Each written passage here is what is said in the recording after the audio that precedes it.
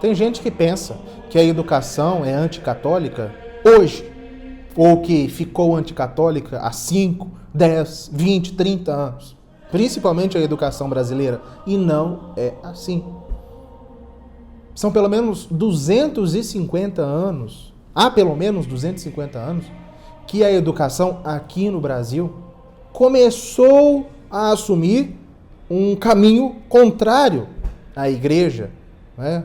Não apenas laico, mas anticatólico, há pelo menos 250 anos, quando o Brasil ainda era ligado a Portugal.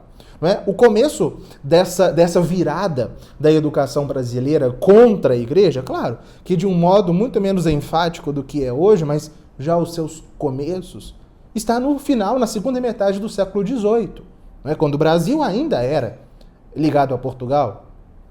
O grande arquiteto, aquele que deu, não é, o pontapé inicial nesse longo processo, foi primeiro-ministro do rei Dom José, o famoso Marquês de Pombal, não é? Que era, além de um tirano, era um homem que tinha ideias profundamente anticatólicas e era profundamente inspirado pela maçonaria. Pombal queria, né, e isso não apenas ele queria acabar com a influência da igreja em Portugal. Não é? Portugal era, no século XVIII, uma das nações cuja influência cultural, sobretudo, né, da igreja, mais saltava aos olhos. E Pombal queria extinguir, acabar com essa influência. E ele sabia, né, que era sobretudo no papel educacional que a igreja exercia, não é, que lhe é próprio até, que estava talvez, né, o principal meio de influência da igreja sobre a sociedade. E ele percebia, não é, que havia um grupo, não é, dentro da igreja, que era a Ordem de Santo Inácio, os jesuítas, a Companhia de Jesus, não é, que eram responsáveis por manter essa influência da igreja na cultura e na educação em Portugal. Isso não era apenas em Portugal, não é? Em praticamente todos os países católicos, na França, na Espanha, na Áustria, em Nápoles, os jesuítas detinham, não é, o controle da educação. E em Portugal era desse modo há mais de 200 anos, desde o século XVI. O ensino havia sido praticamente entregue aos jesuítas e, né, com eles, a igreja, através deles, a igreja.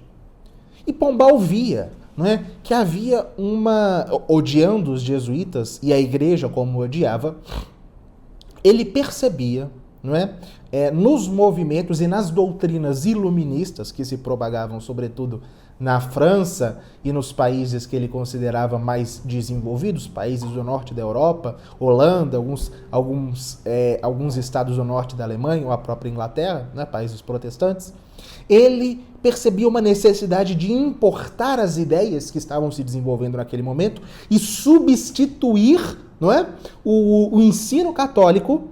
Não é? E quando eu falo ensino católico, eu não estou falando apenas do ensino de catequese, de teologia, mas o ensino exercido pela igreja, não é, em todas as áreas. O ensino católico por este ensino, não é, progredido, iluminado do século das luzes. E foi isso que ele fez, não é?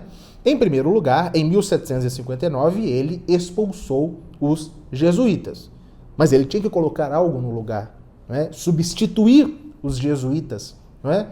A educação jesuítica por outra coisa. E o grande responsável por fazê-lo, não é, e Pombal chamou este homem para fazê-lo, foi o padre Luís Antônio Verney, que foi o responsável por implantar em Portugal os princípios caracteristicamente maçônicos, não é, da educação. Não que o padre Verney fosse maçom, mas era profundamente influenciado pela maçonaria. E Pombal percebeu, com o padre Verney, não é, que esta reforma da educação deveria começar no principal centro cultural de Portugal e que até então, né, estava profundamente ligado à Companhia de Jesus, que era a Universidade de Coimbra, que formava as grandes mentes, não apenas de Portugal, mas também do Brasil. E foi na Universidade de Coimbra, não é, que era o centro, não é, da intelectualidade portuguesa e que produzia as grandes mentes de Portugal e também do Brasil, que o padre Verney, não é, colocando em prática, não é, essas intenções do Marquês de Pombal, começou, não é, a sua reforma educacional. Ele escreveu um livro que serviu de base para toda a reestruturação pedagógica, não é, da Universidade de Coimbra, chamado O Tratado sobre o Verdadeiro Modo de Estudar. Não é? Basicamente, uma recusa ao aristotelismo e ao escolasticismo próprios do Ratio Studiorum e sua substituição pelos princípios da educação, né, que estavam sendo desenvolvidos pelo iluminismo e pela maçonaria. Isso teve consequências drásticas, não é? Tanto em Portugal, mas também principalmente no Brasil. E teve consequências para a própria igreja, não é? Esse tratado era apresentado pelo padre Verney como mais, não é, proveitoso para o Estado e para a igreja.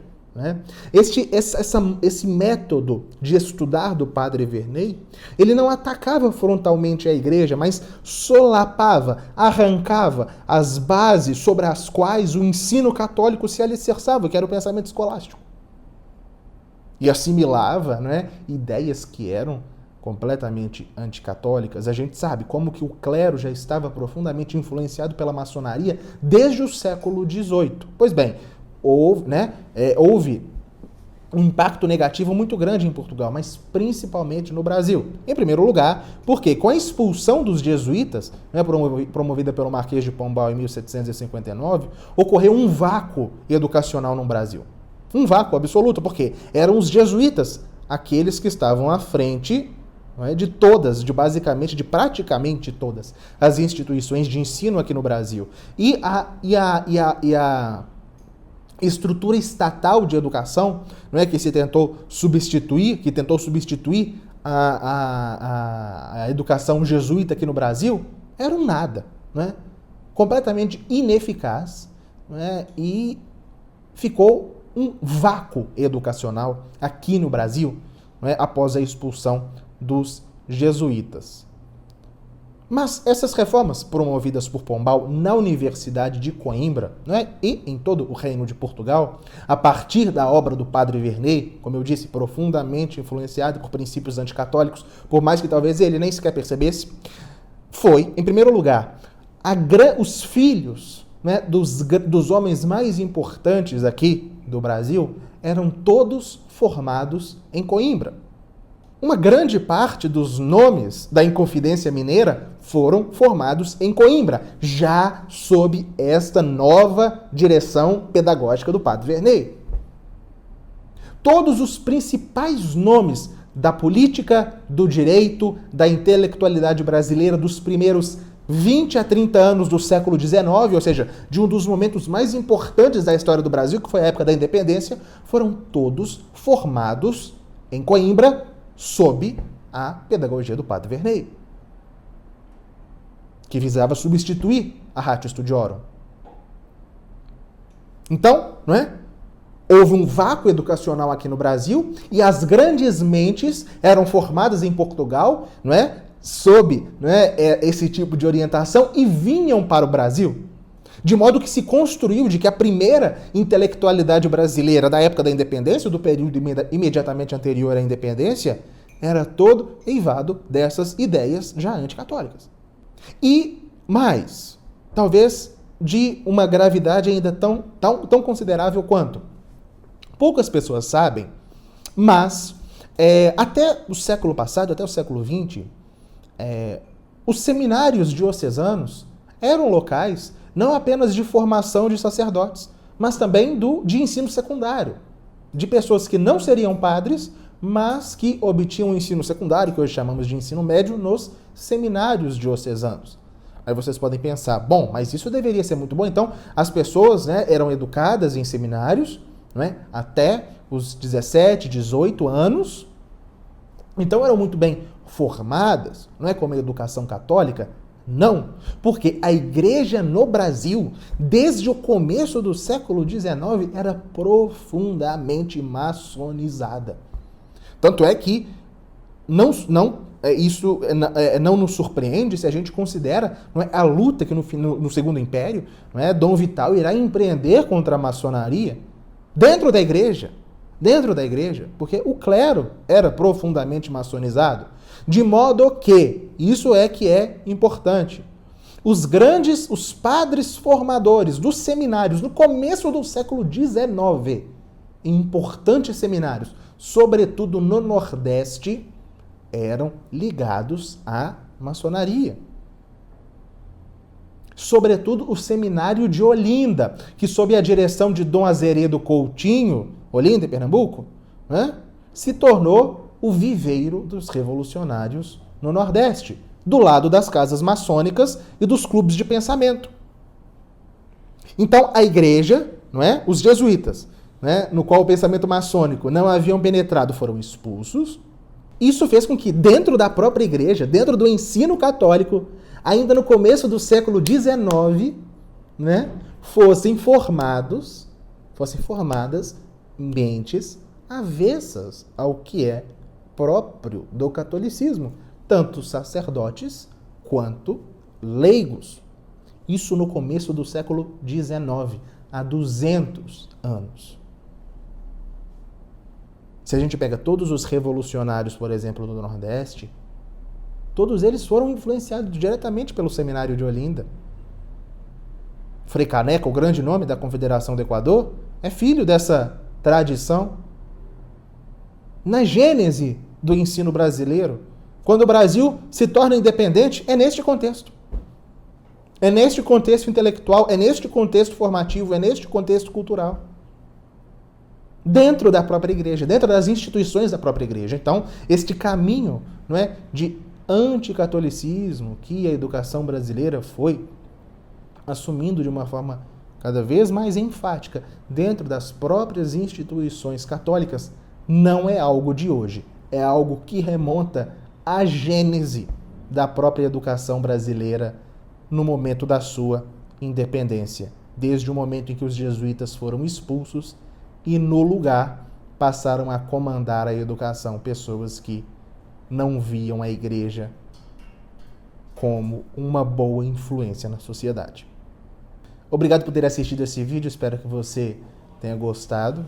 Queria te comunicar que todas as terças-feiras, às 20h30, aqui no meu canal, eu dou aulas gratuitas de História da Igreja. Então, se você tiver interesse e não quiser perder, se inscreva no canal, ative as notificações e compartilhe este vídeo com conhecidos, com amigos que talvez possam se interessar por este tema, para elucidar uma questão que tão poucos conhecem e que precisa ser mais conhecida.